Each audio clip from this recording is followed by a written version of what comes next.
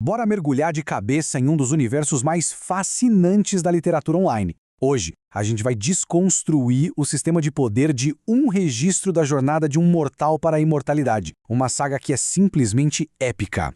Para ter uma noção do tamanho da coisa, dá uma olhada nesse número. 7,71 milhões. Isso aí é o total de caracteres do livro original. É gigantesco. E claro, para uma história dessa magnitude se sustentar, um sistema de regras e de poder tem que ser muito, mas muito bem amarrado.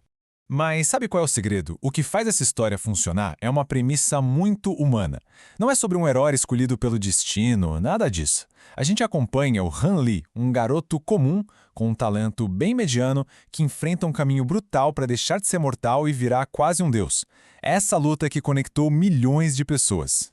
Então, esse aqui é o nosso roteiro de hoje, ok? A gente começa entendendo por que isso virou um fenômeno, depois a gente define o que é esse tal de cultivo, aí a gente entra na parte principal, os 8 reinos de poder. Na sequência, analisamos a mentalidade por trás do personagem e, para fechar, a gente vê o legado cultural que essa obra deixou. Bom, vamos lá. Como é que uma história sobre um protagonista, vamos ser sinceros, tão comum, se tornou um gigante que basicamente redefiniu um gênero inteiro? A resposta está toda nessa ideia aqui, a corrente mortal. Antes dessa obra, o gênero Xianxi era dominado por gênios, aqueles escolhidos que já nasciam com tudo. Aí vem o Han Li e populariza um tipo de anti-herói pragmático. Um cara que avança não por ter um dom divino, mas na base da inteligência, do planejamento e de uma desconfiança enorme de tudo e de todos. Isso foi uma verdadeira revolução.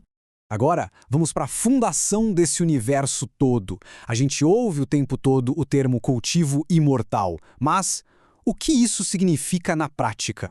Pensa nisso como se fosse a maratona mais difícil que existe, para o corpo e para o espírito. É o processo de absorver a energia invisível do mundo para se fortalecer, se refinar e, no fim, quebrar as correntes da mortalidade. Um passo de cada vez e, geralmente, um passo bem doloroso.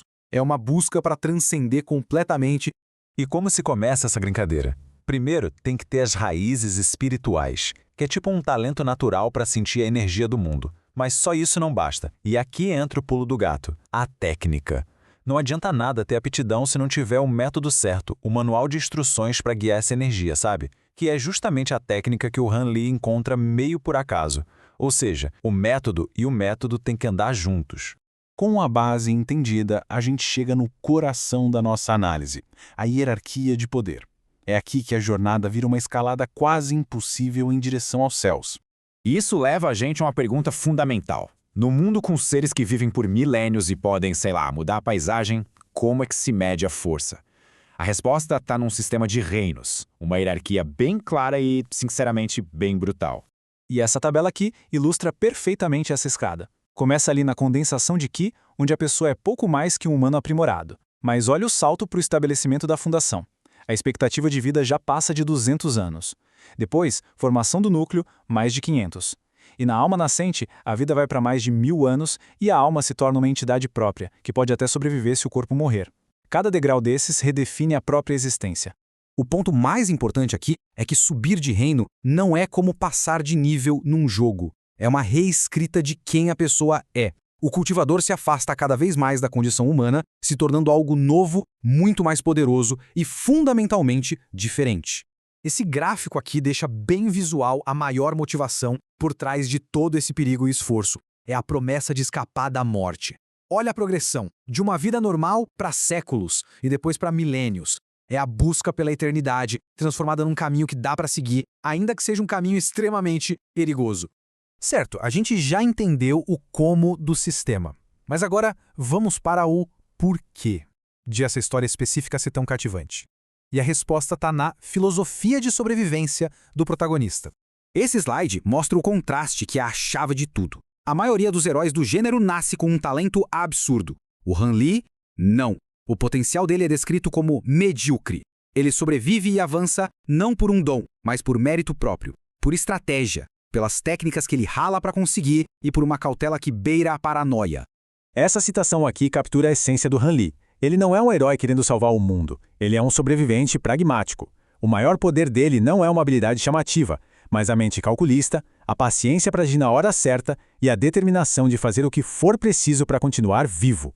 Para a gente finalizar, vamos dar uma olhada em como essa história de um sobrevivente super cauteloso se tornou esse fenômeno cultural que cruzou fronteiras.